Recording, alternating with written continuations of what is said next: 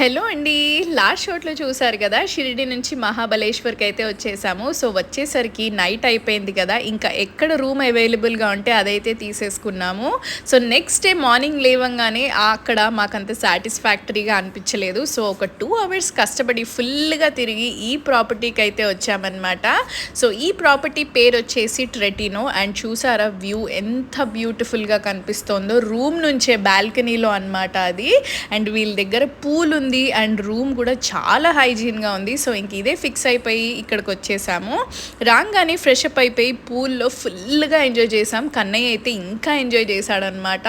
And చూసారా ఇట్లా రూమ్లోకి క్లౌడ్స్ వస్తూ ఉన్నాయి, ఎంత బ్యూటిఫుల్గా అనిపించిందో నేనైతే మాటల్లో చెప్పలేకపోతున్నానండి.